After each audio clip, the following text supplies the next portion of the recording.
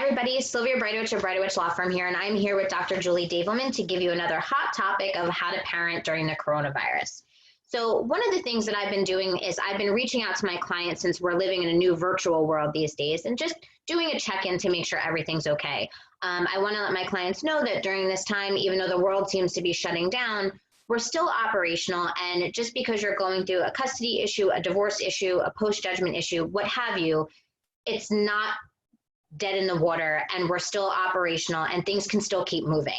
You're not prohibited from getting a divorce during this time. You're not prohibited from mediating resolutions to these issues that are going to be bogged down in the court system for a while. We can still keep momentum in your matter, and we can still start things if there's an issue or a divorce or something of that nature that needs to be initiated and the process begun.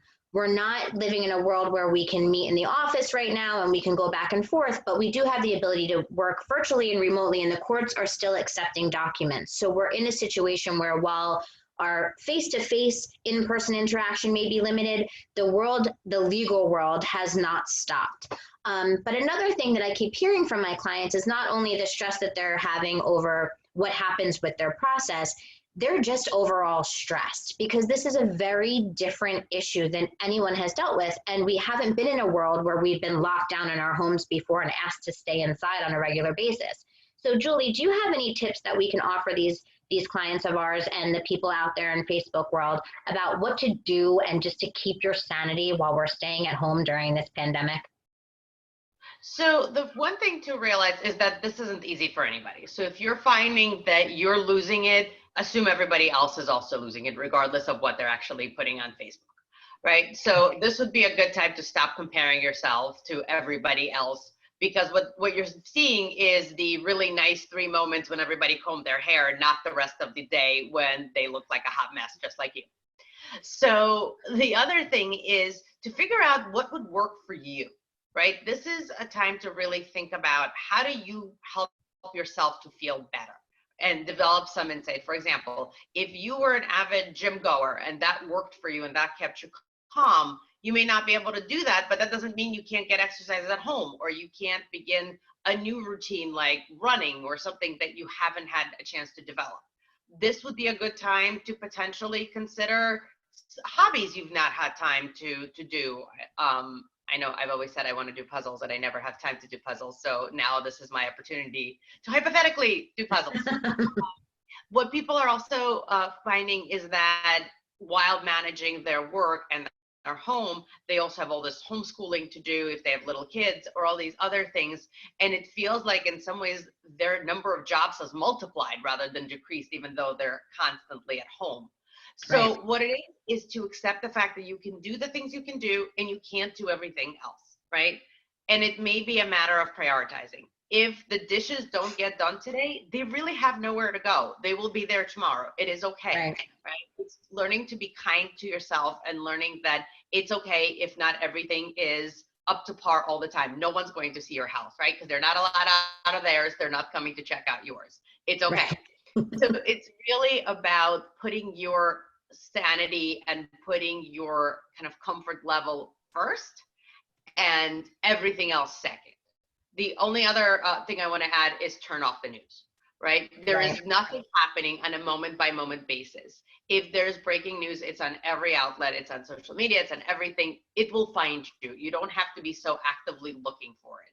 And if you don't have this constant barrage of messaging, this is bad, this is bad, this is going to get worse, it'll be bad, it will be easier for you to be able to kind of take a breath and relax. But anything that works for you is worth trying. So what do you suggest to the parents who are being hypercritical of themselves right now? I've been hearing this from friends of mine, from family members, from groups that I'm in on social media. We're calling it like the mom failures, that we're doing the homework, we're trying to do our work, we're trying to balance everything, and we're just not able to get it all done. But I'm seeing Susie down the street is teaching her kid the 4th language that she's learned this week, and I just feel like a parental failure. What do you say to those parents? So there's a couple of things. Parents feel like they're failures pretty much all the time in all areas. This isn't a new thing. Right? So before you were feeling guilty that your kid didn't do, I don't know, what do you call it? Pinterest was the word I couldn't think of. That you weren't doing Pinterest projects with your kids every day.